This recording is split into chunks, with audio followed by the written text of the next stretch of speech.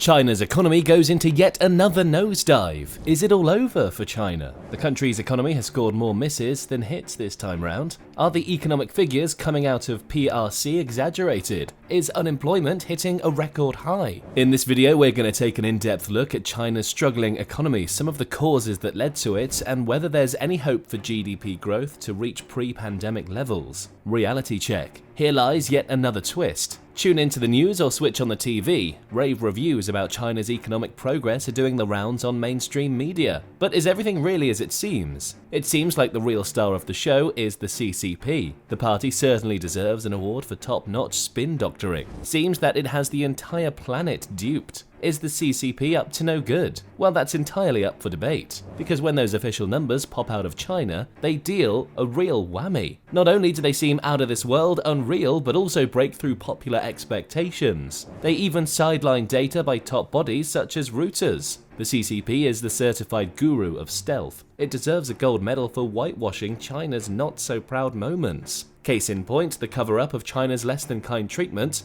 of Uyghur Muslims. Now, do the math. Apply the same approach to GDP. The actual bodies who do the number crunching in China are the government and CCP. They are the ones who present those GDP figures. GDP figures are super important in the grand scheme of things. They give unlimited bragging rights to governments. But unlike the US, there is no independent body in China to look into this. In simple words, the super powerful CCP has a free hand to play with Chinese economic data. Is it all a one-sided sham? Maybe. But that's where we step in to give you the real deal on what's what and who's who in China. Missing the mark. Looks like the Chinese economy's post-COVID recovery needs some CPR. They say the third time's the charm, and we hope that's true for China. For one, its second quarter was a big disaster. Economic pundits have botched up royally. All their speculations regarding China's economy have gone swiftly down the drain. That's because China's economic growth missed all of its marks by a long shot. There's no coming back from this catastrophe. China's property sector definitely needs a crutch to lean on. Its very financial bones have become brittle and weak. The property market is in dire straits. PRC's list of concerns is growing longer by the minute.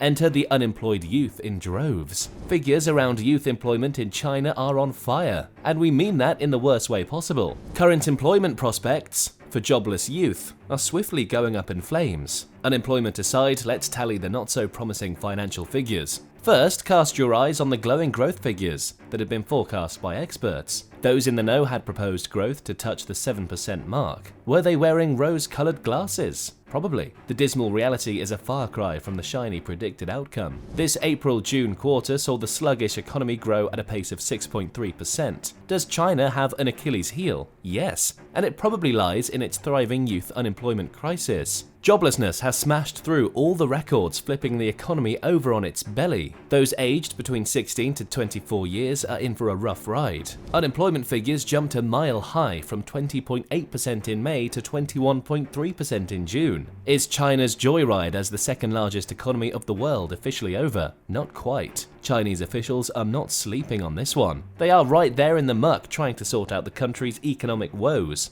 Ever the optimists, they do have some plans up their sleeve. China's ruling elite have set up a modest annual target of 5% this year. They're confident China will cross the finish line even though there are bumps in the road. What's cooking in China? Things are not looking well for the People's Republic. The property sector is going up in smoke. Property development is the engine that drives the bandwagon of industrial and consumer demand. Are the winds of fortune blowing in China's direction? Not so. The gods of industrial development are not in China's favor. How else would you explain investment in this sector rapidly plunging by 7.9%? Property development is doing a free fall into a bottomless pit. No one is pouring funds into it. Whatever terminal disease it is suffering from is not going to go away anytime soon. This plague has managed to infest the sector since pre-pandemic times. So for the clueless, this is a massive clue focusing the searchlight on the deep mess China is in. Has the Communist Party been caught unawares? The ruling party is pulling all kinds of strings to bring things on an even keel. It intends to adapt and tweak things in its policy to inject stability. Fu Linghui is the spokesperson for the National Bureau of Statistics. According to him, the Chinese government plans to stabilize growth. Seems like the powers that be in China have more faith in its skewered economy. Other experts, not so much. One such expert is Harry Murphy-Cruz. Cruz is Moody's analytics economist. According to AP News, the economist is sounding the alarm. Cruz does not think the Chinese economy is cruising at all. In fact, in his eyes, things seem to be deteriorating. As per Cruz, China's recovery is in a muddle because of something he calls a pandemic hangover. We believe him. The government might drip down a lifeline through an IV to the construction sector. It may try to bail out the real estate sector, but will that be enough? Experts think the answer might be in the negative, the shabby state of other economic areas. Heading over to the pothole-ridden path of China's exports. Lady Luck is not too keen on China in this arena either. Experts have been a doozy. They had a dizzying drop of 12.4% in June as opposed to 2022. It all had something to do with banks in the US and Europe. These banks went to work chop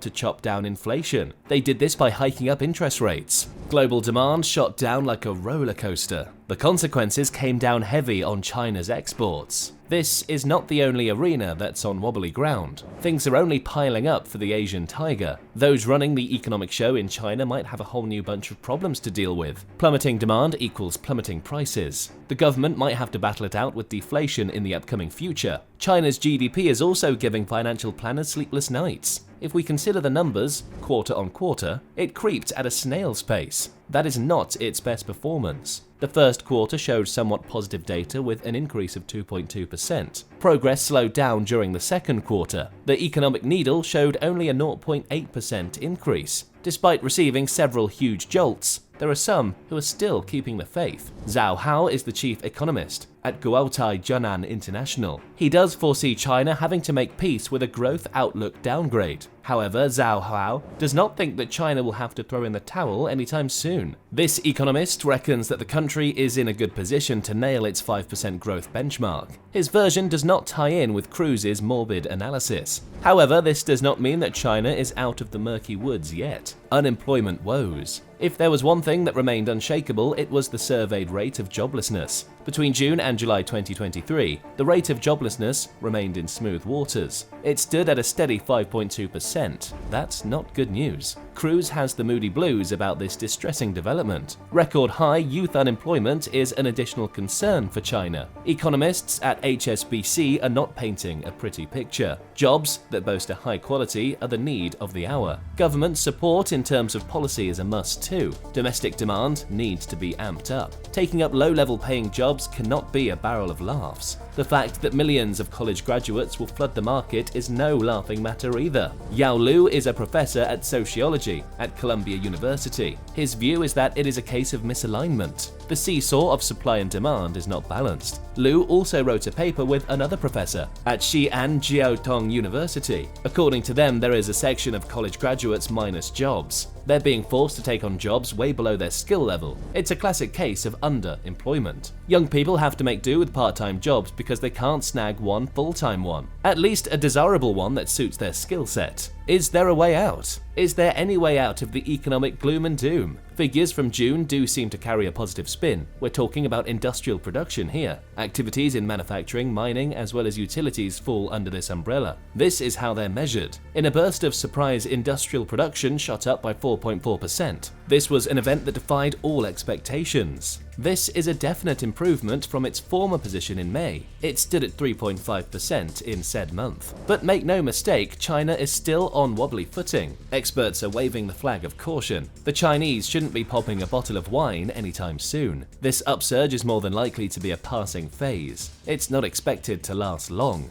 Lloyd Chan gives a reality check. Chan is a senior economist at Oxford Economics. As per him, China's exports have their own challenges to deal with. This is due to the difficult outside environment, which is why it's more likely that this lift will be short-lived. Mounting tensions with the US in the global arena are a major concern. Global politics play an important role in deciding the fate of Chinese production and exports. China might face some ease in the upcoming months. That is what the analysts at Goldman Sachs are shouting out. Measured steps are expected to be taken by the government to pep up against the slowdown. However, the steps taken will probably be a lot more trimmed than they were in the past. They will also prop up the sagging market confidence. Cruz has chipped in with his crucial input. This is what we make of it. Consumers are not in good spirits. They don't know if recovery is on the cards. Not only that, they are tiptoeing around spending. Unemployment has turned their expectations sour. Income gains are also being viewed by them with negativity and suspicion. As for the CCP, that's one to look out for. Stay tuned for our next video. Until next time.